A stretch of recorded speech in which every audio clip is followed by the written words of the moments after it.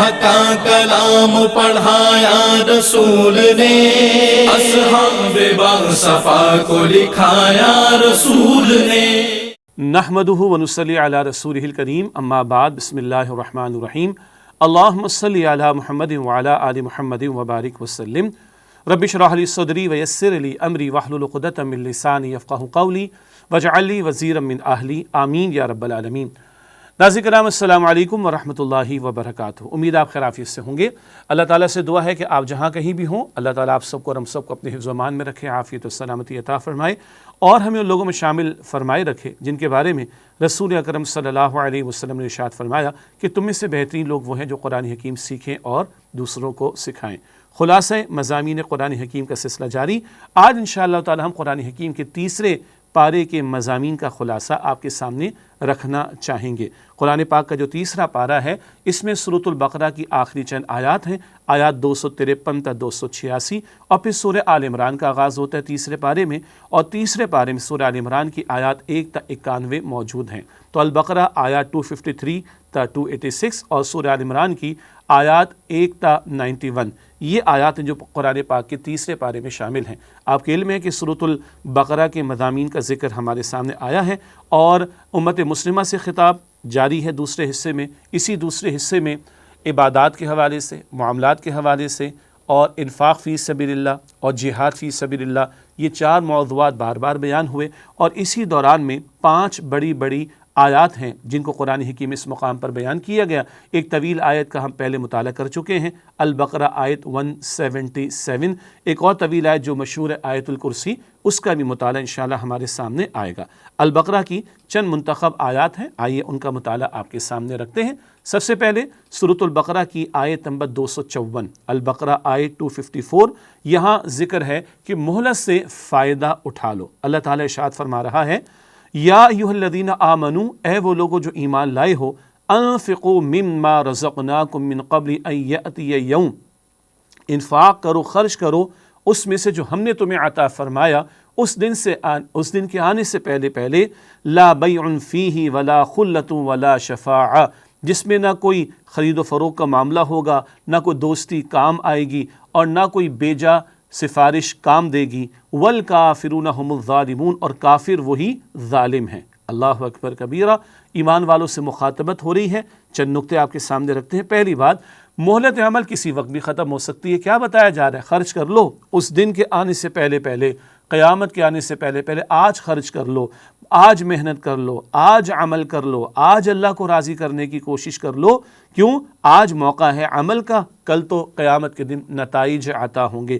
ایک اور اہم بات، آخرت کی تیاری نہ کرنا عملی اعتبار سے کافرانہ روش ہے۔ اللہ اکبر، آپ غور کیجئے، شروع میں الفاظ کیا ہیں؟ یا ایھا الذین آمنوا، اے ایمان والوں کہہ کر خطاب ہو رہا ہے، اور آخر میں کیا ہے؟ والکافرون هم الظالمون، کافر وہی ظالم ہیں۔ تو ایک کفر ہوتا ہے عقیدے کے اعتبار سے، وہ تو پکا کافر ہوتا ہے شخص۔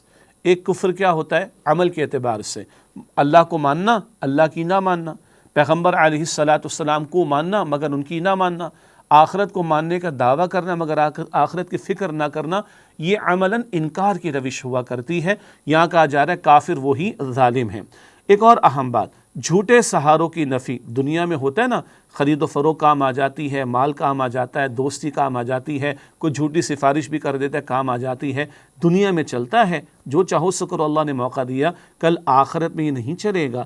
آخرت میں ایمان لاؤ اور ایمان کے مطابق تقاضوں پر عمل کرو، اعمال صالحہ کرو تو نجات ہے۔ اللہ آج جب کہ مہلت ہے، ہمیں کل کی تیاری کی توفیق عطا فرمائے۔ ہاں، ایک قیامت پوری عالم دنیا پر قائم ہوگی، آسمان پھٹ جائے گا، زمین شق ہو جائے گی، سب کچھ ہوگا، مگر ایک قیامت میری اور آپ کی موت ہے۔ جس لمحے میری اور آپ کی موت آ گئی، آپ کی میری قیامت واقع ہو جائے گی، عمل کا موقع ختم ہو جائے گا۔ تو جسٹ ڈو اٹ والی بات ہے، رائٹ ناؤ اینڈ نیور والی بات ہے۔ اللہ ہمیں کل کی تیاری کی توفیق عطا فرمائے۔ اس کے بعد اگلی آیت ہے سورۃ البقرہ کی آیت نمبر 255، طویل آیت ہے، اور 5 طویل آیات جو سورۃ البقرہ میں آئیں ان میں یہ بھی شامل ہے، اور یہ آیت الکرسی ہے جسے ہم جانتے ہیں کہ قرآن پاک کی عظیم ترین آیت ہے ایک حدیث مبارک کے مطابق۔ آئیے اس کا ترجمہ کرتے ہیں۔ سورۃ البقرہ آیت نمبر 255، آیت الکرسی، 10 جملے ہیں، ایک آیت میں 10 بڑے قیمتی جملے ہیں۔ اللہ لا الہ الا ہو، اللہ اس کے سوا کوئی الہ یعنی معبود نہیں۔ الحی القیوم ہمیشہ سے زندہ ہے اور ہر ایک کو تھامنے والا ہے۔ لا تأخذہ سنۃ ولا نوم، نہ اس اللہ کو اونگ آتی ہے اور نہ نیند آتی ہے۔ لہ ما فی السماوات و ما فی الارض، آسمانوں اور زمینوں میں جو کچھ ہے اللہ سبحانہ وتعالیٰ ہی کا ہے، کل ملکیت اللہ کی۔ من ذا الذی یشفع عندہ الا باذنہ، کون ہے جو اللہ سبحانہ وتعالیٰ کے حضور اس کی اجازت کے بغیر شفاعت کر سکے۔ یعلم ما بین ایدیہم وما خلفہم، اللہ جانتا ہے جو کچھ لوگوں کے سامنے ہے اور جو کچھ ان کے پیچھے، یعنی جو اعمال کر رہے ہیں وہ بھی اللہ کے علم ہے، جو کر چکے وہ بھی اللہ کے علم ہے۔ ولا یحیطون بشیء من علمہ الا بما شاء، اور وہ اللہ تعالیٰ کے علم میں سے کسی بات کا احاطہ نہیں کر سکتے سوائے وہ جس قدر اللہ تعالیٰ خود حاصل کروا دے ان کو اور عطا کر دے۔ وسع کرسیہ السماوات والارض، اور اللہ تعالیٰ کی کرسی مراد بادشاہت آسمانوں اور زمین پر پھیلی ہوئی ہے، حاوی ہے۔ ولا یؤودہ حفظہما، اور ان دونوں یعنی زمین و آسمان کی حفاظت اللہ کو کچھ تھکاتی نہیں۔ وہو العلی العظیم، اور وہ اللہ سبحانہ و تعالیٰ بہت بلند مرتبے والا، بہت عظمت والا ہے۔ یہ ایک آیت ہے، 10 جملے ہیں۔ چند نکات اس آیت کریمہ کے تعلق سے۔ توحید باری تعالیٰ کا خزانہ بڑا عظیم خزانہ ہے جو اس ایک آیت میں عطا کیا گیا۔ اللہ تعالیٰ کی ذات اور اللہ تعالیٰ کی صفات اور اللہ تعالیٰ کی عظمت اور اللہ تعالیٰ کی قدرت اور اللہ تعالیٰ کی شان کے بیان پر بہت ہی جامع آیت ہے۔ پھر اس کی فضیلت بھی سن لیجئے۔ آیت الکرسی کی فضیلت کے بارے میں رسول اکرم صلی اللہ علیہ وآلہ وسلم نے ارشاد فرمایا، جو ہر نماز کے بعد، ہر فرض نماز کے بعد آیت الکرسی کی تلاوت کا اہتمام کرے تو جنت میں داخلے میں بس موت ہی جو ہے وہ رکاوٹ ہے، جنت میں داخلے میں فقط موت ہی رکاوٹ ہے۔ اور جب جنت میں داخلہ ہے تو اللہ سے ملاقات بھی ہوگی، تو اللہ تعالیٰ سے ملاقات میں موت رکاوٹ ہے۔ آیت الکرسی کی تلاوت بندہ اس کا اہتمام کرے تو جنت کا وعدہ نبی علیہ السلام نے عطا فرمایا۔ اور اللہ کے رسول علیہ السلام کا معمول کیا تھا؟ ہر فرض نماز کے بعد آپ آیت الکرسی کی تلاوت کا اہتمام کرتے، رات کو سوتے وقت بھی آپ اس کی تلاوت کرتے، اور شرور سے بچاؤ کے اعتبار سے، نقصانات سے بچاؤ کے اعتبار سے، حفاظت کے اعتبار سے یہ بہت جامع آیت ہے جو اللہ کے نبی علیہ السلام کے معمولات میں شامل تھی، اور اسی کی تعلیم اللہ کے رسول علیہ السلام نے ہمیں عطا فرمائی۔ ایک اور اہم بات، توحید کے عملی تقاضے، عبادت صرف اللہ کی ہوگی۔ ہاں، اللہ خود زندہ ہے اور ہمارا قیام، ہمارا وجود اس کے اذن سے، ماننا پڑے گا اس بات کو۔ ہم سیلف سفیشینٹ نہیں ہیں، اللہ کو نہ اونگ آتی ہے نہ نیند آتی ہے، ہر آن اس کی توجہ ہماری طرف متوجہ ہے، ہم اس سے غافل تو نہیں ہو جاتے۔ کل بادشاہت اللہ تعالیٰ کی ہے، ہم یہ نہ کہیں میرا جسم اور میری مرضی، یہ میرا اور آپ کا کچھ نہیں ہے۔ کل کائنات کا خالق، مالک اور محافظ کون ہے؟ اللہ سبحانہ و تعالیٰ۔ کل شفاعت ہوگی اللہ کے اذن سے ہوگی، نیک بندوں کی ہوگی، انبیاء اور رسول کی بھی ہوگی، مگر اللہ کی اجازت سے۔ اللہ ہمارے سارے اعمال سے واقف ہے، کل ہم نے جواب دینا ہے۔ کل علم اللہ کے پاس ہے، جتنا چاہے گا وہ کسی کو عطا فرمائے گا۔ اس پوری کائنات کی بادشاہت اللہ کے پاس ہے، اللہ کو کوئی تھکاوٹ نہیں، اللہ کے ساتھ کوئی کمزوری وابستہ نہیں۔ یہ سارے پہلو توحید کے تقاضوں کے اعتبار سے ہمارے سامنے رہتے ہیں۔ اللہ تعالیٰ ہمیں توحید کے تقاضوں پر عمل کرنے کی توفیق عطا فرمائے۔ اگلی آیت کی طرف چلتے ہیں، سورۃ البقرہ آیت نمبر 261۔ البقرہ آیت 261۔ انفاق کا اجر، بالخصوص اللہ کی راہ میں مال خرچ کیا جائے، اس مالی انفاق کے اجر کو بہت ہی خوبصورتی کے ساتھ، بڑی شان کریمی کے ساتھ اللہ تعالیٰ نے بیان فرمایا۔ البقرہ آیت نمبر 261۔ مثل الذین ينفقون اموالهم فی سبیل اللہ، ان لوگوں کی مثال کہ جو اللہ سبحانہ وتعالیٰ کی راہ میں اپنے مالوں میں سے خرچ کرتے ہیں، کمثل حبۃ، ایسے جیسے کہ ایک دانہ، انبتت 7 سنابل، کہ اس سے اگ آئیں 7 بالیں، فی کل سنبلۃ 100 حبہ، اور ہر بال میں 100 دانے ہوں۔ ایک دانہ 7 بالیں اگائیں اور ہر بال میں 100 دانے ہوں، کتنا ہو گیا؟ 700 گنا، 700 ٹائمز۔ واللہ یضاعف لمن یشاء، اور اللہ سبحانہ وتعالیٰ جس کے لیے چاہتا ہے اور زیادہ بڑھا دیتا ہے۔ 700 گنا بھی حد نہیں، دس از ناٹ دا لمٹ، اللہ جس کے لیے چاہے گا اور بڑھا دے گا۔ واللہ واسع علیم، اور اللہ سبحانہ وتعالیٰ بہت وسعت والا، خوب علم رکھنے والا ہے۔ یہ البقرہ آیت نمبر 261۔ انفاق فی سبیل اللہ کا بیان، اللہ کی راہ میں خرچ کرنے کا ذکر آ رہا ہے، خاص طور پر مال کے خرچ کا تذکرہ۔ مال کے خرچ کے حوالے سے دو بڑی بڑی کیٹیگریز نوٹ کر لیجئے، ایک ہے صدقہ، ایک ہے قرض حسن۔ صدقہ اس کی فرض شکل زکوٰۃ ہے، وہ تو فرض ہے صاحب نصاب لوگوں پر، اس کے علاوہ جو ہم خرچ کرتے ہیں وہ نفل صدقات میں شامل ہوتا ہے۔ قرض حسن وہ مال ہوتا ہے جو اللہ کے دین کی دعوت اور اللہ کے کلمے کی سربلندی کے لیے خرچ کیا جائے، دونوں کا ذکر قرآن پاک میں آتا ہے۔ تو وہ مالی خرچ زکوٰۃ ہے، اور عام طور پر نفلی صدقات جو مخلوق خدا کی ضروریات پر خرچ ہو وہ صدقہ اور صدقات کہلاتے ہیں۔ قرض حسن وہ اصطلاح قرآن پاک کی کہ وہ مال جو اللہ کے دین کی سربلندی، اس کے دین کی دعوت اور اس کے دین کے نفاذ کی جد و جہد کے لیے خرچ کیا جائے، یہ قرض حسن ہے۔ اور اجر کتنا ہے؟ 700 گنا اور اس سے بھی زیادہ اجر اللہ عطا فرماتا ہے۔ یہ اجر کیسے بڑھتا ہے اس کو بھی نوٹ کر لیں۔ ثواب میں اضافہ خلوص اور حالات کی بنیاد پر، کتنے خلوص کے ساتھ، للہیت کے ساتھ اور سنسیئرٹی کے ساتھ بندہ خرچ کر رہا ہو، کیسے حالات میں کر رہا ہے۔ ایک بندہ 1 کروڑ ماہانہ کماتا ہو اور وہ 1 لاکھ روپے دے رہا ہے تو اٹس 1%، سبحان اللہ۔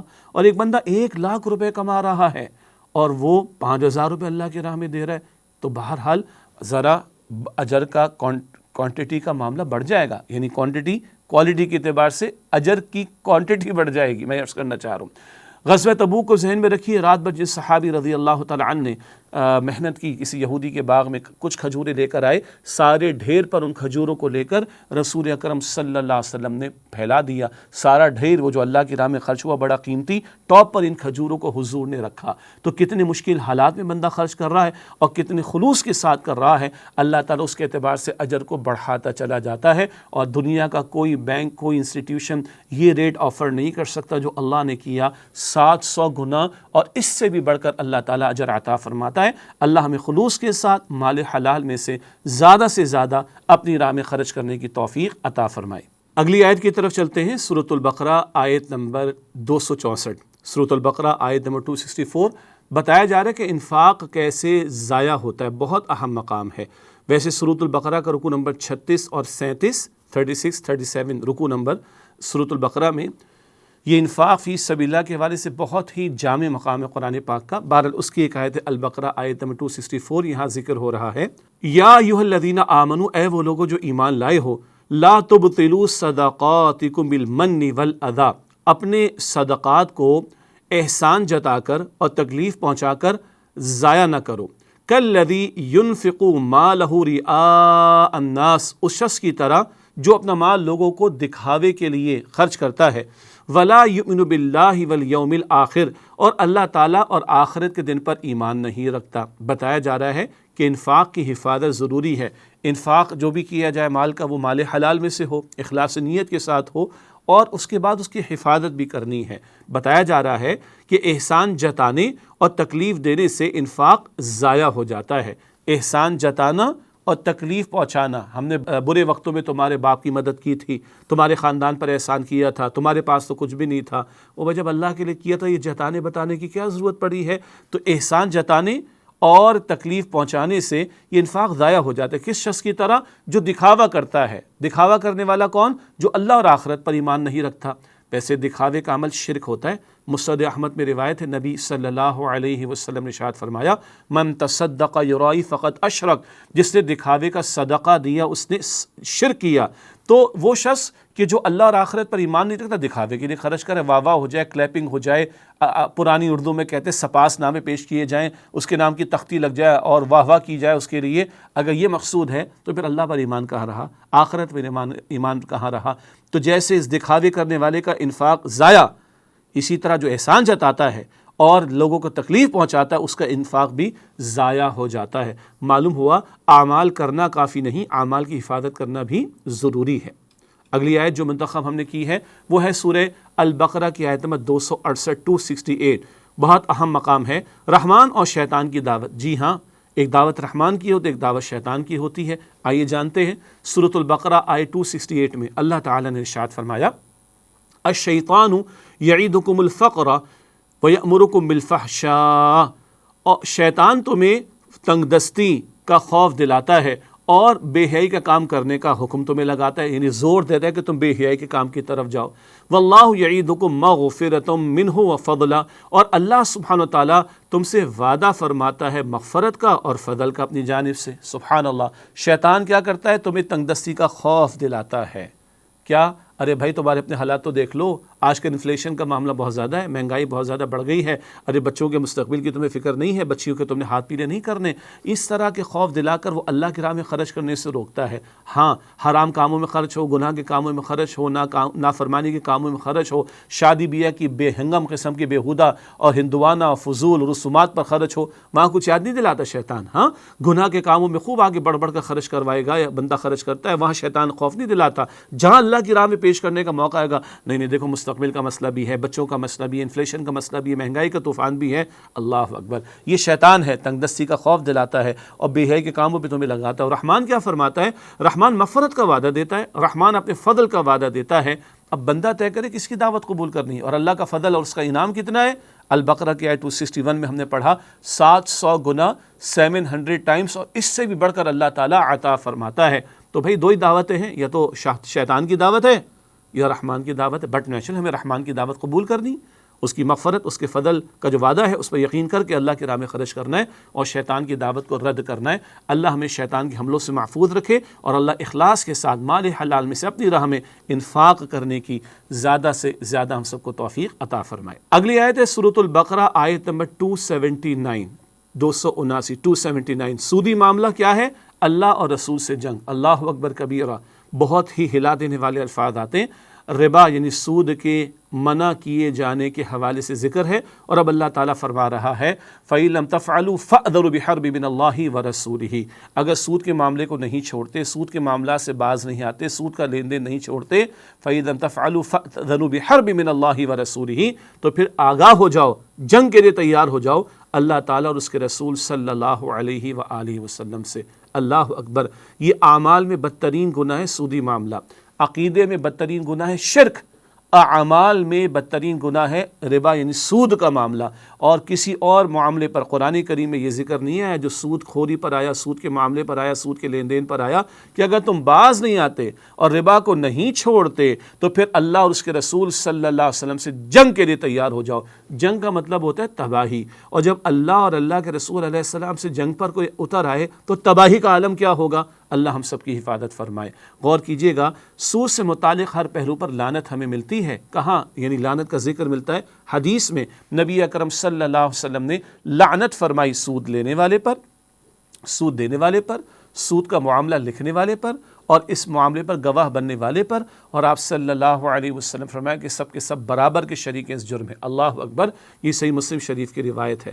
یہاں تک کہ سیدنا عمر رضی اللہ تعالیٰ عنہ تو یہ تک فرماتے ہیں کہ شبہ کا معاملہ ہو، شبے کا، ڈاؤٹ کا معاملہ، اس کو بھی چھوڑ دیا جائے۔ دعوا الربا وریبا، سیدنا عمر فاروق رضی اللہ تعالیٰ عنہ نے ارشاد فرمایا کہ ربا، سود کو تو چھوڑو، ریبا، جہاں شک بھی آئے سودی معاملے کا اس کو بھی چھوڑ دو، اس سے کہ انتہائی حساس معاملہ ہے کہ نہیں چھوڑتے تو اللہ اور اس کے رسول سے جنگ کے لیے تیار ہو جاؤ۔ غور کریں، کہیں سودی معاملات میں مبتلا تو نہیں ہیں، دنیا کے چند عیاشیوں کے معاملات کی خاطر سود کے دھندوں میں مبتلا تو نہیں ہیں، وقتی طور پر آنے والی پریشانی کو دیکھ کر ہم سودی معاملات میں ملوث تو نہیں ہو جاتے۔ اللہ ہم سب کی حفاظت فرمائے، اور اجتماعی طور پر ہمیں جد و جہد کی توفیق دے کہ سود کے دھندے کا خاتمہ ہو۔ کہاں سے اللہ کی رحمتوں کا برسنے کا معاملہ بنے گا جب ہم حالت جنگ میں ہوں اللہ اور اس کے رسول سے صلی اللہ علیہ وآلہ وسلم۔ اگلی آیت ہے سورۃ البقرہ کی آیت نمبر 282، اس کا کچھ حصہ ہم آپ کے سامنے رکھ رہے ہیں، نوٹ کیجئے گا۔ یہاں مالی معاملات کی اہمیت کا ذکر، اور مالی معاملات میں سے بھی قرض کی اہمیت کا ذکر ہے، اور یہ بھی نوٹ کیجئے گا کہ سورۃ البقرہ کی آیت نمبر 282، البقرہ آیت 282، یہ قرآن حکیم کی طویل ترین آیت ہے، قرآن حکیم کی طویل ترین آیت۔ اب دیکھیے مالی معاملات کی اہمیت کیا ہے۔ قرآن کریم کی اس طویل ترین آیت میں نماز، زکوٰۃ، روزہ، حج، عمرہ تذکرہ قربانی صدقات کا تذکرہ نہیں، یہ سب اہم معاملات ہیں، اور فرائض جو ان میں ہیں ان کی فرضیت اپنی جگہ اہم ہے اور اس پر عمل کرنا لازم ہے۔ البتہ اللہ نے اہمیت کا جو اظہار کیا تو قرآن کریم کی طویل ترین آیت قرض کے معاملے پر ہے، اور کیا ذکر ہے؟ قرض کی نزاکت کا ذکر آیا ہے۔ چھوٹا معاملہ ہو بڑا معاملہ ہو لکھنا چاہیے اور گواہ بنانا چاہیے، تو لکھت پڑھت کا بھی ذکر ہے اور گواہ بنانے کا ذکر بھی ہے، اور مزید تفصیلات بھی ہیں۔ اہم بات ہے کہ اللہ تعالیٰ نے اہم ترین معاملہ مالی معاملے کو قرار دیا، اور اس پر طویل ترین آیت گویا کہ سورۃ البقرہ کی آیت 282 عطا ہو رہی، جو الفاظ آپ کے سامنے اسکرین پر ہم پیش کر رہے ہیں ان کا ترجمہ بھی کر لیتے ہیں۔ یا ایھا الذین آمنوا، اے ایمان والو، ایمان والوں سے خطاب ہے بھائی۔ ہاں، یہ مالی معاملات بھی ایمان کے تقاضوں میں شامل ہے کہ ان کا درست ہونا چاہیے، قرض کے معاملات بھی ایمان کے تقاضوں میں شامل ہے کہ یہ معاملہ درست رہنا چاہیے۔ یا ایھا الذین آمنوا، اے وہ لوگوں جو ایمان لائے ہو، اذا تداینتم بدین الی اجل مسمی فاکتبوہ، جب تم آپس میں کسی معین مدت کے لیے قرض کا معاملہ کرنے لگو تو اس کو لکھ لیا کرو۔ معین مدت ہونی چاہیے، قرض کا معاملہ لکھ لیا کرو۔ اگلے الفاظ آیت کے ہیں جو ہم آپ کے سامنے بھی نہیں رکھ رہے، گواہ بنانے کا ذکر بھی اس میں ملتا ہے، تو معلوم ہوا کہ ان قرض کے معاملات کو حساس نہیں لینا چاہیے۔ حدیث مبارک میں آتا ہے کہ شہید کے سارے گناہ معاف ہو جاتے ہیں، شہید کے سارے گناہ معاف ہو جاتے ہیں سوائے قرض کے۔ اللہ اکبر کبیرہ۔ اللہ ان معاملات کی نزاکت کو سمجھتے ہوئے ان کے تقاضوں کو عمل میں لانے کی توفیق دے، اور قرض کے معاملات اول تو بندہ بچے، معاملہ کرنا پڑ جائے تو لکھے اور گواہ بنائے اور جلد از جلد ادا کرنے کی کوشش کرے۔ ناظرین کرام، الحمدللہ ہم نے چند منتخب آیات مطالعے کے اعتبار سے آپ کے سامنے سورۃ البقرہ کی رکھی ہیں۔ اب آپ کے سامنے حاصل کلام رکھتے ہیں، یعنی ایک ٹیک اوے جو اس اسٹڈی سے ہمارے سامنے آتا ہے۔ اس مطالعے کے نتیجے میں چند اہم نکات کیا ہیں آئیے سمجھتے ہیں اور دہراتے ہیں۔ مہلت سے فائدہ اٹھا کر آخرت کی تیاری کر لو، آیت الکرسی سے پہلی والی آیت میں ذکر آیا تھا۔ اللہ کا علم کامل، ذاتی اور لامحدود، جبکہ مخلوق کا علم اللہ تعالیٰ کا عطا کردہ جزوی اور محدود ہے۔ اللہ کا علم کامل ہے، ہمارے پاس جو کچھ ہے وہ اللہ کا عطا کردہ ہے، کوئی طاقت، کوئی قوت، کوئی صفت ہے ہمارے پاس وہ ہماری ذاتی نہیں، وہ اللہ کی عطا کردہ ہے، محدود ہے، ختم ہو جانے والی ہے۔ اللہ کی تمام صفات ذاتی ہیں، اس کی اپنی ہیں، اور اللہ محدود اور ہمیشہ سے اور ہمیشہ رہیں گی۔ یہ چند باتوں میں سے ایک بات تھی سورۃ البقرہ میں جو ہم نے سمجھی آیت الکرسی میں۔ اگلا نقطہ ہے حاصل کلام میں، اللہ کی رضا کے لیے مال خرچ کرنے والوں کا اجر 700 گنا اور اس سے بھی بڑھا دیا جاتا ہے۔ اللہ اکبر۔ اللہ ہمیں خرچ کرنے کی توفیق دے اپنی راہ میں۔ احسان جتانے یا تکلیف پہنچانے سے خرچ کیا ہوا مال دکھاوے کی نظر اور اس کا اجر ضائع ہو جاتا ہے، کوئی فائدہ نہیں اس کا، اللہ معاف کرے۔ شیطان تک دستی کا خوف دلا کر انفاق کرنے سے روکتا، جبکہ رحمان انفاق پر مغفرت و فضل کا وعدہ کرتا ہے، تو رحمان کی دعوت قبول کرنی چاہیے۔ سودی لین دین میں ملوث ہونے پر اللہ سبحانہ و تعالیٰ اور اس کے رسول صلی اللہ علیہ وسلم کی طرف سے اعلان جنگ ہے۔ اللہ ہم سب کی حفاظت فرمائے اور سود کی ہر شکل اور شبے کے معاملات سے بھی بچنے کی توفیق عطا فرمائے۔ قرض کے معاملات کو تحریر میں لانے اور ان پر گواہ بنانے کی تلقین فرمائی گئی ہے۔ یہ حساسیت مالی معاملات بالخصوص قرض کے حوالے سے۔ ناظرین کرام، الحمدللہ سورۃ البقرہ کی آخری چند آیات میں سے ہم نے کچھ منتخب آیات آپ کے سامنے پیش کی مختصر تشریح کے ساتھ، اور حاصل کلام بھی ہمارے سامنے آیا۔ انشاءاللہ آپ سے ملاقات ہوتی ہے اگلے نشست میں۔ السلام علیکم ورحمۃ اللہ وبرکاتہ۔ السلام علیکم ورحمۃ اللہ وبرکاتہ۔ ناظرین کرام، خوش آمدید کہتے ہیں آپ کو۔ قرآن حکیم کے تیسرے پارے کے مضامین کا مطالعہ آپ کے سامنے رکھ رہے ہیں، اور خلاصہ مضامین قرآن حکیم یہ سلسلہ جاری ہے۔ اب ہم آغاز کریں گے سورہ آل عمران کا۔ سورۃ البقرہ کے بعد ایک اور طویل مدنی سورت ہے سورہ آل عمران۔ آئیے اس کا ایک تعارف مختصر چند نکات کی صورت میں آپ کے سامنے رکھتے ہیں۔ سورہ آل عمران یہ سورت مدینہ منورہ میں نازل ہوئی، مدنی سورت ہے۔ اولاً بنی اسرائیل، پھر نبی کریم صلی اللہ علیہ وسلم کی امت کا تذکرہ ہے۔ جیسے سورۃ البقرہ میں ایک بڑا حصہ بنی اسرائیل کے بارے میں، اور اس کے بعد پھر نبی اکرم علیہ السلام کی امت سے خطاب۔ سورہ آل عمران میں بھی یہی نوعیت ہے کہ یہاں بھی بنی اسرائیل کے بارے میں خطاب ہے اور پھر نبی اکرم علیہ السلام کی امت سے مخاطبت ہے۔ ہاں، البقرہ میں یہود کا ذکر زیادہ تھا، آل عمران میں نصارہ کا ذکر زیادہ آئے گا ہمارے سامنے، تو یہاں بھی بنی اسرائیل کا ذکر آئے گا اور پھر ساتھ ہی نبی اکرم علیہ السلام کی امت سے بھی مخاطبت ہوگی۔ ایک اور اہم نقطہ، نجران کے علاقے سے نبی کریم صلی اللہ علیہ وسلم سے مباحثے کے لیے آنے والے نصارہ کے بارے میں آیات کا نزول۔ ایک ڈیلیگیشن، ایک وفد نجران کا ایک علاقہ تھا عرب کا، وہاں سے نبی علیہ السلام کے پاس آئے بحث کے لیے، ڈیبیٹ کے لیے، ان کے بارے میں کئی آیات اللہ تعالیٰ نے عطا فرمائی، اور انہی آیات کے بیان میں بہت اہم باتیں نصارہ کے عقائد کے تعلق سے، اس کا ذکر آگے ہم آپ کے سامنے رکھ رہے ہیں۔ عیسائیوں کے گمراہ کن عقائد کی نفی و تردید اور گمراہیوں پر گرفت، ان کے غلط عقیدوں کا رد کیا گیا، اور عیسیٰ علیہ السلام کی اصل شان وہ اللہ کے بندے ہیں اور اللہ کے رسول ہیں، اس کو واضح کیا گیا۔ اسی طرح امت مسلمہ کی ذمہ داریوں اور غزوہ احد پر مفصل تبصرہ، نبی اکرم علیہ السلام کی امت کی ذمہ داری امت ہونے کے ناطے کیا ہیں، اور 6 رکوعوں میں رکوع نمبر 13 سے رکوع نمبر 18 غزوہ احد کے حوالے سے تفصیلی تبصرہ اللہ نے عطا فرمایا۔ یہودیوں کی عام خرابیوں کا ذکر ہے، یہود کا ذکر کم ہے لیکن ان کی کچھ خرابیاں بیان کی گئیں سورہ آل عمران میں، ایک بڑا حصہ بہرحال نصارہ کے حوالے سے سورہ آل عمران میں ہمارے سامنے آتا ہے۔ یہ سورہ آل عمران کا بہت ہی اختصار کے ساتھ آپ کے سامنے ہم نے تعارف رکھا۔ اب آئیے سورہ آل عمران کی چند منتخب آیات کا مطالعہ آپ کے سامنے رکھتے ہیں۔ سب سے پہلے سورہ آل عمران کی آیت نمبر 7 لکھا ہے، آیات قرآنی کی 2 اقسام، 2 قسم کی آیات قرآن پاک میں آتی ہیں ہمارے سامنے، جن کا ذکر اس سورہ آل عمران کی آیت نمبر 7 میں آ رہا ہے۔ آئیے پہلے اس آیت کے کچھ الفاظ کا ترجمہ آپ کے سامنے رکھتے ہیں۔ هو الذی انزل علیک الکتاب منہ آیات محکمات، وہ اللہ سبحانہ وتعالیٰ ہے جس نے اے نبی صلی اللہ علیہ وسلم آپ پر کتاب قرآن حکیم کو نازل فرمایا، جس کی بعض آیات محکم ہیں یعنی واضح، کلیئر۔ ہن ام الکتاب، یہی کتاب کی اصل ہیں، وَأُخَرُ متشابہات، اور دوسری قسم کی آیات جو کہ متشابہات ہیں۔ فَأَمَّا الَّذِينَ فِي قُلُوبِهِمْ زَيْغٌ، پس وہ لوگ جن کے دلوں میں کجی ہوتی ہے، ٹیڑھ ہوتا ہے، فَيَتَّبِعُونَ مَا تَشَابَهَ مِنْهُ ابْتِغَاءَ الْفِتْنَةِ وَابْتِغَاءَ تَأْوِيلِهِ، تو وہ متشابہات کے پیچھے ہی لگتے ہیں تاکہ فتنہ برپا کریں اور اس کی اصل مراد معلوم کرنے کی کوشش کریں۔ 2 قسم کی آیات، ایک محکمات اور ایک متشابہات۔ محکمات کیا ہوتی ہیں؟ جو واضح ہیں، کلیئر ہیں، جن کے مفہوم میں کوئی شبہ نہیں ہے۔ اللہ کو مانو، فرشتوں کو مانو، کتابوں کو مانو، آخرت کو مانو، تقدیر کو مانو، نماز کا حکم ہے، زکوٰۃ کا حکم ہے، روزے کا حکم ہے، قربانی کا حکم ہے، والدین کے بارے میں، شوہر بیوی کے بارے میں رہنمائی موجود ہے، اخلاقی تعلیمات ہیں، اینڈ سو آن، احکامات ہیں، ڈوز اینڈ ڈونٹس ہیں، کلیئر ہیں۔ ایک ہوتی متشابہات، متشابہات سے مراد جن کے معنی کلیئر نہیں ہے، اللہ کی کرسی، اللہ کا چہرہ، اللہ کا ہاتھ، جنت کی کیفیات، جہنم کی کیفیات، ان کیفیات کو اصل میں کیسی ہیں ہم نہیں سمجھ سکتے۔ تو یہ متشابہات وہ جن کے مفاہیم کلیئر نہیں ہیں۔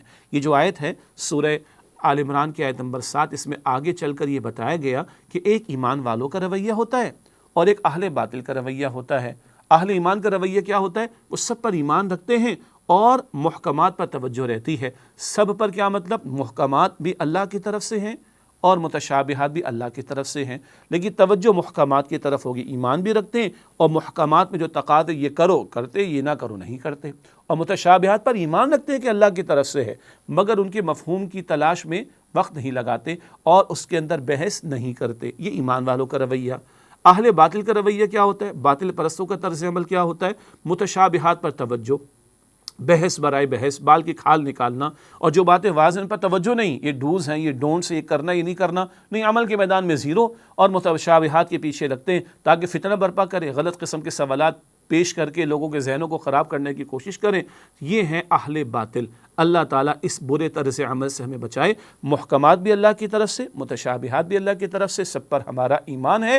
ہاں، محکمات کے تقاضوں پر عمل ہوگا، متشابہات کے معاملات میں ایمان والے بحث نہیں کرتے۔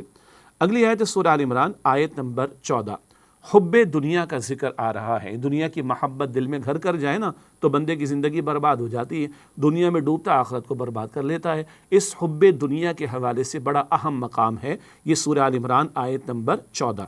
ارشاد ہوا، زُيِّنَ لِلنَّاسِ حُبُّ الشَّهَوَاتِ مِنَ النِّسَاءِ وَالْبَنِينَ وَالْقَنَاطِيرِ الْمُقَنطَرَةِ مِنَ الذَّهَبِ وَالْفِضَّةِ وَالْخَيْلِ الْمُسَوَّمَةِ وَالْأَنْعَامِ وَالْحَرْثِ، لوگوں کو ان کی خواہشات کی چیزیں یعنی عورتیں اور بیٹے اور سونے اور چاندی کے بڑے بڑے ڈھیر اور نشان لگے ہوئے گھوڑے یعنی عمدہ قسم کے گھوڑے اور مویشی اور کھیتی بڑی زینت دار معلوم ہوتی ہیں، ان چیزوں میں محبت رکھ دی گئی ہے۔ ذالک متاع الحیات الدنیا، یہ تو دنیا کی زندگی کا حقیر سا سامان ہے، واللہ عندہ حسن المآب، اور اللہ سبحانہ وتعالیٰ کے پاس بہت عمدہ ٹھکانہ ہے۔ ہاں دنیا کے گھر گھر ہستی کے معاملات کو چلانے کے لیے بندہ نکاح بھی کرتا ہے، اولاد بھی ہوتی ہے، یہ سواریاں بھی چاہیے، مال و دولت بھی چاہیے، لیکن جگہ دل لگانے کی یہ دنیا نہیں ہے، یہ عبرت کی جا ہے، تماشا نہیں ہے، یہ چیزیں ضرورت ہیں، مقصود نہ بن جائیں۔ تو دنیا بہرحال عارضی اور آخرت دائمی ہے، یہ کلیئر رہنا چاہیے۔ یہ دنیا میں بھیجے گئے، ادھر رہنا ہے، وقتی طور پر عارضی طور پر کھو نہ جائیں۔ کشتی پانی میں چلتی ہے، ضروری ہے کہ پانی میں چلے، لیکن زیادہ حصہ پانی میں جائے گا تو کشتی ڈوب جائے گی نا، تو ڈوب نہیں جانا دنیا میں۔ تو دنیا عارضی اور آخرت دائمی ہے۔ ہاں دنیاوی اسباب کے بارے میں کیا رویہ ہو، دنیاوی اسباب کو درست انداز سے استعمال کر کے آخرت میں مفید بنایا جا سکتا ہے۔ بندہ حلال کمائے، اللہ کی راہ میں خرچ بھی کرے، ثواب پائے، گھر گھر ہستی کے معاملات کو جائز طریقے پر پورا کرے، ثواب پائے، سبحان اللہ۔ اللہ کی نعمتوں کو استعمال کرے، اللہ کا شکر ادا کرے، اللہ اجر بھی دے گا، مزید عطا فرمائے گا، کوئی مسئلہ نہیں۔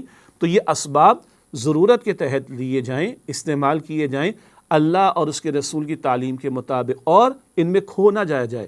اس میں کھو گیا بندہ تو آخرت کو فراموش کر دے گا، کشتی اندر ڈوب گئی پانی میں تو بربادی ہی بربادی ہے پھر۔ تو آخرت سامنے رکھ کر دنیا کے معاملات کو چلانا ہے۔ یاد رہے مال کہاں سے کمایا اور مال کہاں خرچ کیا، اس کے بارے میں بھی کل اللہ سبحانہ وتعالیٰ کے ہم نے جواب دینا ہے۔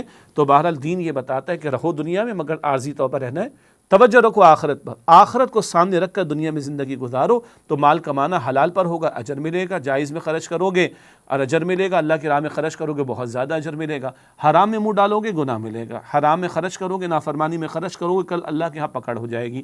اس نقطہ نگاہ سے دنیا کو گزارنے کی کوشش کرنی، اور یاد رہے دنیا مقصود نہیں ہے، یہ وقتی ضرورت ہے، یہاں رہنا ہے اور مہلت عمل یہاں ہے، آخرت مقصود ہے اور کل نتائج ہمارے سامنے آنے والے ہیں۔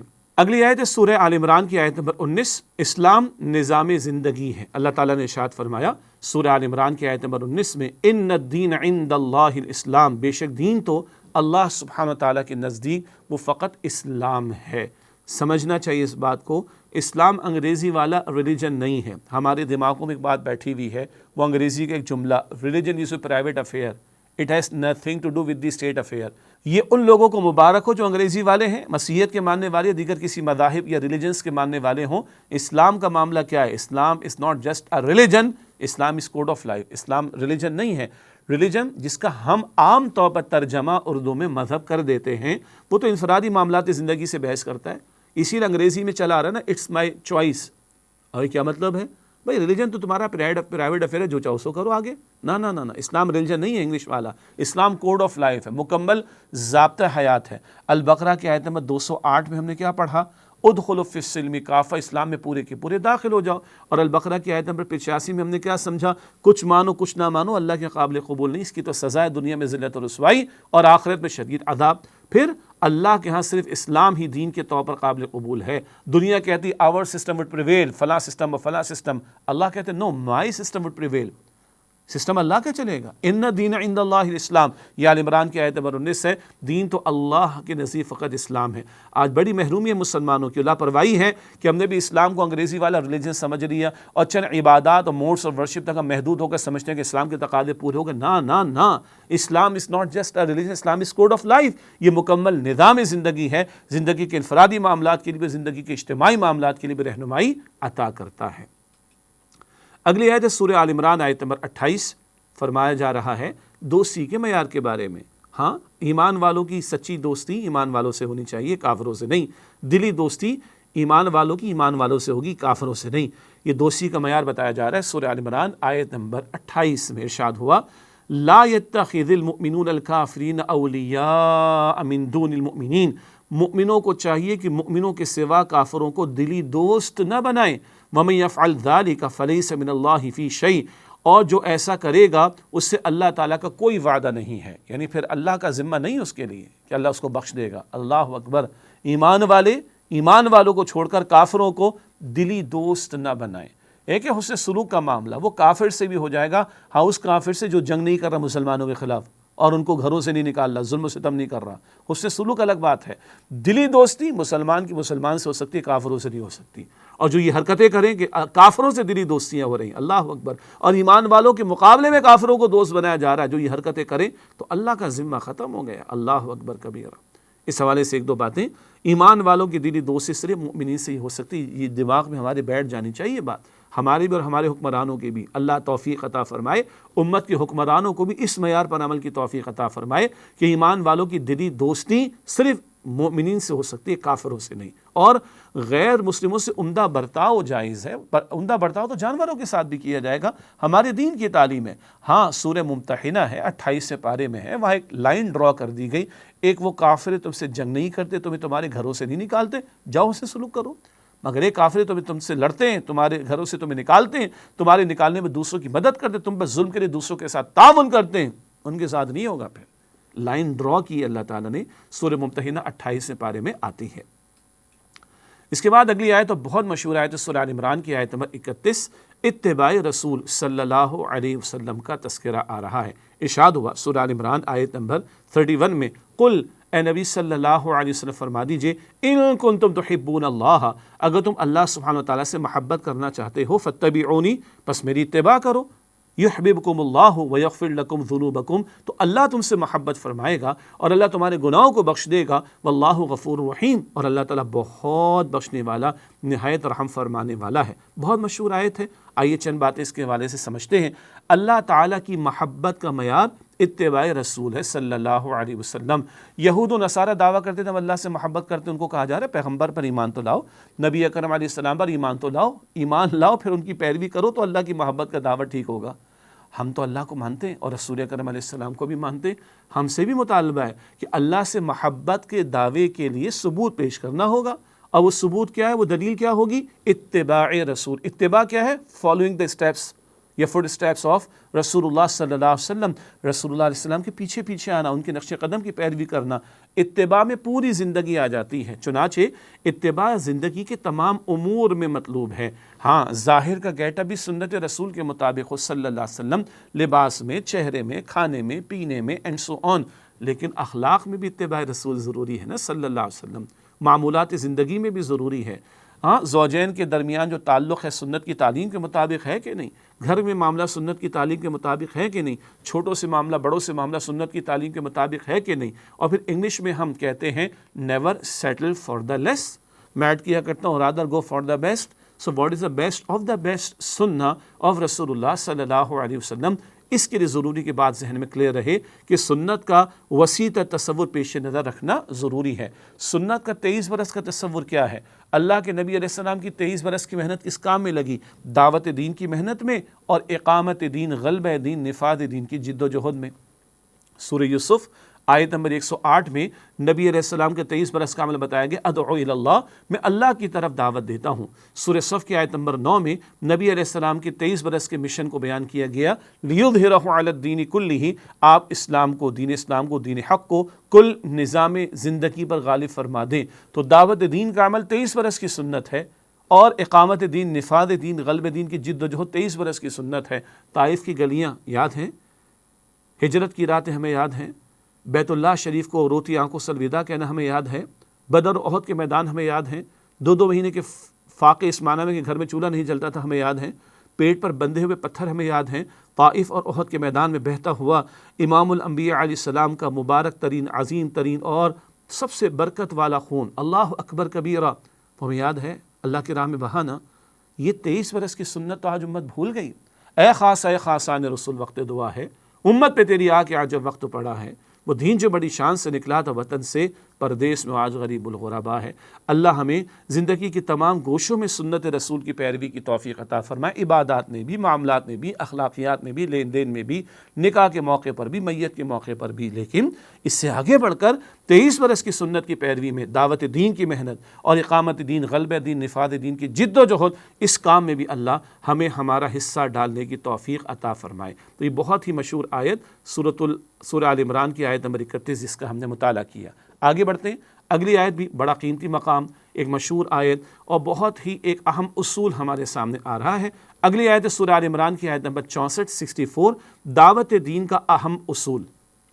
ارشاد ہوا، قل یا اہل الکتابی، اے نبی صلی اللہ علیہ وسلم فرما دیجئے اے اہل کتاب، تعالوا الی کلمۃ سواء بیننا و بینکم، آؤ ایک ایسی بات کی طرف، ایک ایسے کلمے، ایک ایسی بات کی طرف جو ہمارے تمہارے درمیان مشترک ہے، یعنی کامن ہے، اللہ نعبد الا اللہ، کہ ہم اللہ کے سوا کسی کی عبادت نہ کریں، ولا نشرک بہ شیئا، اور ہم اس کے ساتھ کسی کو شریک نہ کریں، ولا یتخذ بعضنا بعضا اربابا من دون اللہ، اور ہم میں سے کوئی کسی کو اللہ سبحانہ تعالیٰ کے سوا اپنا کارساز نہ بنائے۔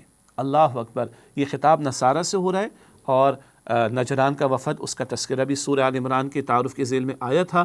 بہت اہم بات کیا آئی، مشترکہ امور کی دعوت، بہت پیارا اصول، دعوت دین کا بڑا اہم اور قیمتی اصول عطا ہو رہا ہے، مشترکہ امور کی دعوت۔ ہم اور نصارہ زمین آسمان کا فرق ہے، وہ عیسیٰ علیہ السلام کو معاذ اللہ خدا یا خدا کا بیٹا یا تین خداؤں میں سے خدا مانتے، معاذ اللہ، وہ مانتے ہیں کہ ان کو اللہ تعالیٰ نے جو ہے وہ کرسیفائی کر دیا، سولی دے دی، معاذ اللہ۔ وہ معاذ اللہ عیسیٰ جو ہے عیسائی جو ہے وہ نبی علیہ السلام پر ایمان نہیں رکھتے۔ اللہ اکبر، اتنے شدید ترین اختلافات، مگر وہ اللہ کو مانتے ہیں، ہم بھی اللہ کو مانتے ہیں، ہے نا؟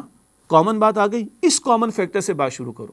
اللہ اکبر کبیرہ، یہ قرآن کا بڑا پیارا اصول، جہاں ذہن مختلف ہوں، آراء مختلف ہوں، اوپینینس مختلف ہوں، رائے مختلف ہو، اختلاف رائے ہو، ڈفرینس آف اوپینین ہو، تو کہاں سے بات شروع کرو گے بھائی؟ کامن فیکٹر سے۔ تو مشترکہ امور کی دعوت دی جائے۔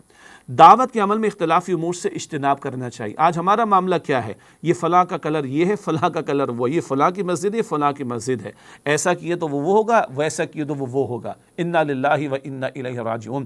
معروف مکاتب فکر مسلمانوں کی بات کر رہا ہوں، ان میں عظیم اکثریت جو ہے مسائل کی، وہ متفقہ مسائل کی ہے۔ کیا مطلب؟ مشترکات ہیں، ان میں کوئی اختلاف نہیں ہے۔ عظیم معاملات ہمارے، یعنی فقہی نوعیت کے دیگر معاملات مشترکہ ہیں، ہم اختلافی باتیں چھیڑ دیتے ہیں، مسائل میں بحث میں لگ جاتے ہیں، اور لوگوں پر نہ جانے کیسے کیسے الزامات لگا دیتے ہیں۔ یہاں نصارہ اور ہمیں اتنا فرق ہے، مگر ایک دو باتیں مشترک، وہاں سے بات شروع کرو۔ ہم میں کامن باتیں زیادہ ہیں، اور ہم اختلافی بحثوں کو چھیڑتے ہیں، اور نتیجہ کیا؟ دین کی دعوت تو دور کی بات ہے، لوگ دین سے متنفر ہو جاتے ہیں۔ تو مشترکہ امور کی دعوت دی جائے، یہ دعوت دین کا اہم اصول یہاں سورہ آل عمران کی آیت نمبر 64 میں ہمارے سامنے آیا۔ اس حوالے سے اگلی آیت جس کا ہم نے انتخاب کیا وہ ہے سورہ آل عمران کی آیت نمبر 77، اللہ سے بد عہدی کی سزا۔ یہ اہل کتاب کا تذکرہ بھی ہے، اللہ کے وعدوں کو توڑتے تھے، پیغمبروں کی نافرمانی کرتے تھے، دنیا کی محبت میں ڈوب کر دین سے فرار اختیار کرتے تھے، اللہ کی آیات کا سودا کر لیتے، مراد دنیا کے چنٹکوں کی خاطر، مفادات کی خاطر اللہ کی آیات کی خلاف ورزی کرتے تھے، معاذ اللہ۔ اللہ فرما رہا ہے سورہ آل عمران کی آیت نمبر 77 میں، ان الذین یشترون بعہد اللہ، بے شک جو لوگ اللہ سبحانہ وتعالیٰ کی آیات کو بیچ ڈالتے ہیں، وَأَيْمَانِهِمْ، اور اپنی قسموں کو، ثمناً قلیلا، تھوڑی سی قیمت کے عوض، اولئک لا خلاق لہم فی الآخرہ، یہ وہ لوگ ہیں جن کے لیے آخرت میں کوئی حصہ نہ ہوگا، ولا یکلمہم اللہ، اور نہ اللہ تعالیٰ ان سے کلام فرمائے گا، ولا ینظر الیہم یوم القیامۃ، اور نہ اللہ تعالیٰ ان کی طرف نظر کرم فرمائے گا قیامت کے دن، ولا یزکیہم، اور نہ اللہ ان کو پاک کرے گا، ولہم عذاب علیم، اور ان کے لیے دردناک عذاب ہے۔ اللہ اکبر، یہ اللہ سے بدعہدی کی بدترین سزا بیان کی جا رہی ہے۔ اہل کتاب سے وعدے لیے گئے تھے، آخری پیغمبر آئیں گے، ان پر ایمان لاؤ گے، انہوں نے عہد کی خلاف ورزی کی، اپنے رسولوں کی بات کا بھی پاس نہ رکھا، اور دنیا کی محبت میں ڈوب گئے۔ دنیا کی مفادات کی خاطر یہود کے علماء نے بھی اور نصارہ کے پادریوں نے بھی کیا کیا، اپنی جو ہے وہ گدیاں جاتی ہوئی نظر آئیں تو نبی علیہ الصلوۃ والسلام کی رسالت کا انکار کر دی، دنیا کی مفادات کی خاطر۔ کیا بتایا جا رہا ہے؟ یہ وعدے توڑنے والے، اللہ کے عہد کو توڑنے والے، دنیا کی محبت میں ڈوب کر دین کو فراموش کرنے والے، بلکہ دین فروشی کرنے والے، کیا بتایا جا رہا ہے؟ کوئی حصہ آخرت میں نہیں، اللہ کلام نہیں فرمائے گا، نظر کرم نہیں فرمائے گا، ان کو پاک نہیں کرے گا، اور ان کے لیے دردناک عذاب ہوگا۔ اللہ تعالیٰ محفوظ رکھے۔ ہمارا اللہ سے عہد کیا ہے؟ ہر نماز میں ایاک نعبد و ایاک نستعین، اللہ اکبر، سمعنا و اطعنا، ایسا ہے کہ نہیں؟ تو کیا ہم اللہ کو مان کر اللہ کی مانتے ہیں؟ رسول اکرم علیہ السلام کو مان کر رسول اکرم علیہ السلام کی مانتے ہیں؟ کلمہ پڑھ کر کلمے کے تقاضوں پر عمل کرتے ہیں؟ یہ ہمیں غور کرنا چاہیے۔ یہ الحمدللہ سورہ آل عمران کی چند آیات جو تیسرے پارے میں ہیں، ان میں سے کچھ کا ہم نے انتخاب کیا اور ان کی مختصر وضاحت آپ کے سامنے رکھی۔ آخر میں حاصل کلام آپ کے سامنے رکھتے چند نکات کچھ آیات کی روشنی میں سورہ آل عمران کے تعلق سے۔ محکمات پر ایمان اور ان میں دیے گئے احکام پر عمل لازم، جبکہ متشابہات پر ایمان ضروری اور ان کے مفہوم کی کھوج میں پڑھنے سے اجتناب لازم ہے۔ محکمات اور متشابہات، دو قسم کی آیات، کیا رویہ ہونا چاہیے یہ ہم نے جانا۔ دنیاوی زینت اور اسباب عارضی اور آخرت کی زندگی دائمی ہے۔ عقل مند وہ ہیں جو آخرت کی دائمی نعمتوں کی فکر کرتے ہیں۔ اللہ ہمیں آخرت کا طلبگار بنائے۔ اللہ تعالیٰ کے ہاں صرف اسلام ہی بطور دین یعنی نظام زندگی قابل قبول ہے، دنیا والوں کا سسٹم نہیں، اللہ کا سسٹم، اللہ کا نظام دین اسلام، یہی اللہ کے ہاں ایکسیپٹیبل ہے، اس کی جد و جہد کرنی ہے۔ ایمان والوں کی دلی دوستی صرف اہل ایمان سے ہو سکتی ہے، اہل ایمان کو چھوڑ کر کافروں سے دلی دوستی اختیار کرنے کی ممانعت ہے۔ اللہ اس معیار پر ہمیں ایمان والوں سے دلی دوستی رکھنے کی توفیق عطا فرمائے۔ اللہ سے محبت کے دعوے کی دلیل نبی کریم صلی اللہ علیہ وسلم کی اتباع ہے، اور اتباع کا میدان پوری زندگی ہے، اور نیور سیٹل فار دا لیس، دعوت دین اور غلبہ دین کی جد و جہد والی سنت کی پیروی بھی ہماری ذمہ داری ہے۔ دین کی دعوت کا ایک عمدہ اصول یہ ہے کہ مختلف آراء رکھنے والوں کے درمیان مشترک اور متفقہ امور پر بات کی جائے۔ بہت اہم قیمتی اصول دعوت دین کے لیے ہم نے جانا۔ آخری بات، عہد شکنی کرنے اور جھوٹی قسمیں کھانے والوں سے آخرت میں اللہ نہ کلام کرے گا اور نہ ان پر نظر رحمت فرمائے گا۔ اللہ تعالیٰ ہمیں وعدہ خلافی اور جھوٹی قسمیں کھانے اور اس طرح کے برے اعمال سے بچنے کی توفیق عطا فرمائے۔ آخر میں فرمان نبوی صلی اللہ علیہ وسلم ایک حدیث مبارک آپ کے سامنے رکھتے ہیں۔ 2 روشن صورتوں یعنی سورۃ البقرہ اور سورہ آل عمران کو پڑھا کرو، کیونکہ وہ دونوں قیامت کے دن اس طرح آئیں گی جیسے بادل ہوں یا جیسے پرندوں کی 2 صف بستہ جماعتیں ہوں۔ وہ اپنے پڑھنے والوں کی شفاعت کے لیے تکرار کریں گی۔ سبحان اللہ، البقرہ کی تلاوت، آل عمران کی تلاوت، حضور فرمانے تلاوت کیا کرو، یہ بادل کی طرح آ جائیں گی، پرندوں کی طرح آ جائیں گی، اور اپنے پڑھنے والوں کے لیے بار بار اللہ کے حدود شفاعت کریں گی۔ یہ صحیح بخاری، صحیح مسلم شریف کی روایت ہے۔ اللہ تعالیٰ مجھے اور آپ کو عمل کی توفیق عطا فرمائے۔ اللہ تعالیٰ ہم سب پر رحمتوں کا نزول فرمائے اور قرآن پاک سے تعلق کی مضبوطی اور اس کے تقاضوں پر عمل کی توفیق عطا فرمائے۔ وآخر دعوانا ان الحمدللہ رب العالمین، والسلام علیکم ورحمۃ اللہ وبرکاتہ۔ اللہ کا کلام پڑھایا رسول نے، اصحاب باصفا کو لکھایا رسول نے۔